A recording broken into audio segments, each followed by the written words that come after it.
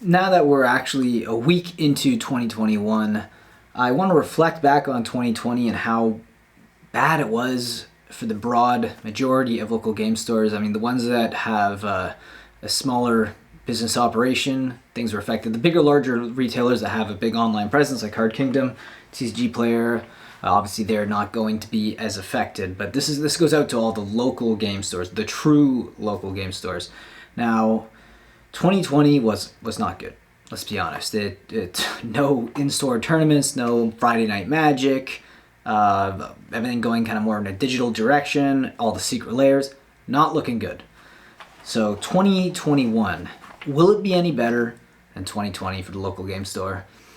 So the reason why I'm bringing this up, and I just wanted to chat about this, is that I just went up to pick up some of my Boxing Day deals that I got from my local game store. I got a few booster boxes, a few fat packs, and when I went to collect them, I always like to chat with my retailers, and I like to chat with my local game stores. It's like, yeah, it's one of the things I like to go there for, is to have conversation about Magic cards, decks, Commander, etc.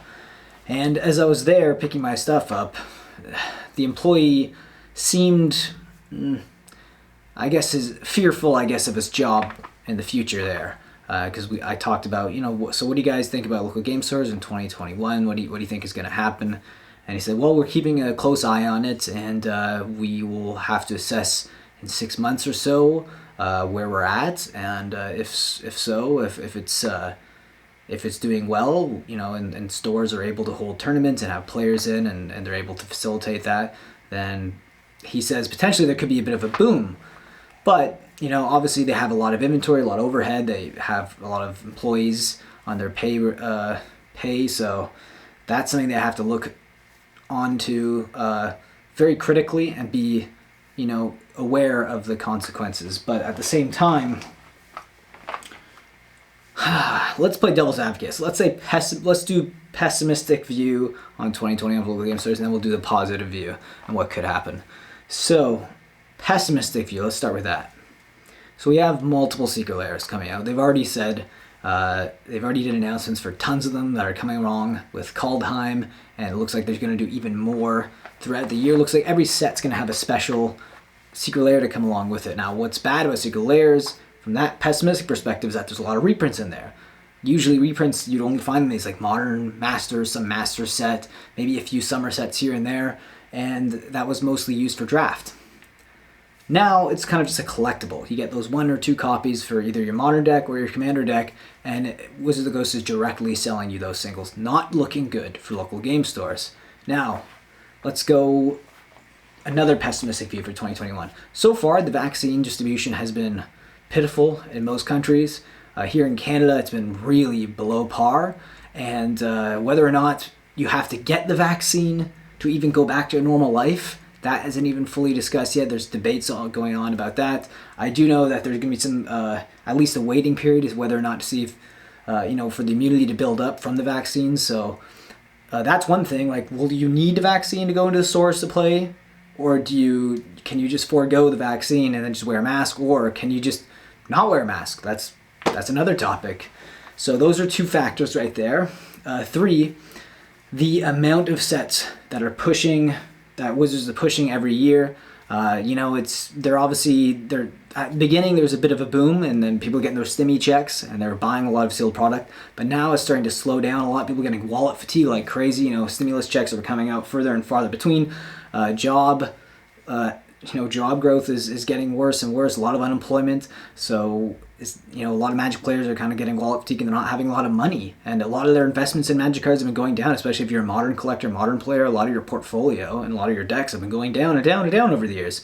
And as a store, you have buy lists, and you buy, and that's actually part of the trust of the game, is that it makes it feel valuable, is the fact that you actually can buy list your cards to a store. Right? So when their buy lists get lower and lower because they just can't afford to keep everyone's offloading their collections, they keep getting lower and lower, and eventually if the prices keep going on the downward trend, that's not looking good for stores as well in 2021. So those are 3 negative outlooks. Another one would be, this is the 4th, I'll do 4, would be the Grand Prix. They've closed those off, and whether or not those are going to open back up, because that's a lot of capacity. It's basically like a whole convention center full of sweaty, dirty Magic players with their butt cracks showing, right? So that's a lot of people in one building. Can we actually facilitate that? Can they actually do this moving forward? Or is it something that they're going to have to completely X out of it and then just do everything like MTG Arena from now on? It's possible. MTG Arena, like it's a new esport, right? So now let's look at the positive. That was a bit of a negative, Nancy. Let's go look at the positive for 2021 moving forward for Magic the Gathering local game stores. So what could be positive? Okay, vaccine rollout goes really well. And in fact, the virus itself kind of mutates off into like a weaker form, and then people don't even need to wear masks anymore at some point in 2021. And people, whether or not you're vaccinated or not, you can go to the game store, have your Friday Night Magic with Modern, Legacy, Commander, and even Standard is back. And people are having fun buy listing their cards, trading cards, helping that Magic economy grow. Another positive.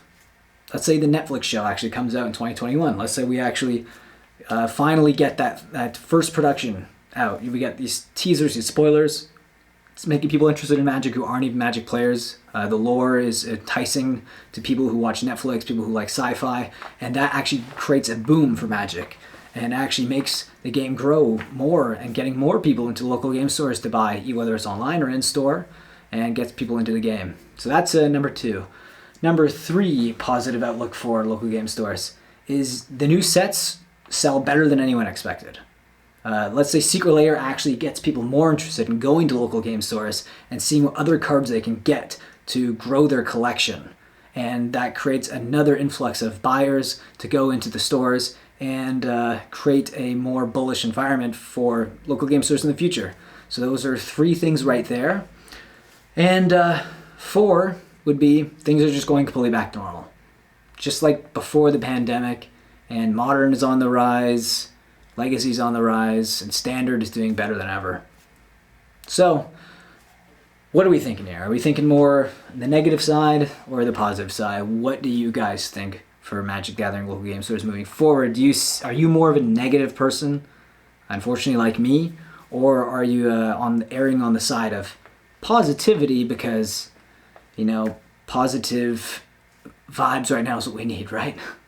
Or, is the virus still going to be here for the entire year? Mask wearing, physical distancing, and vaccines, are they going to be completely rolled out throughout the year, or do you think it's going to last even longer in 2022? Let me know what you guys think in the comments below, and I'll be sure to read them. And again, I'll see you in the next video.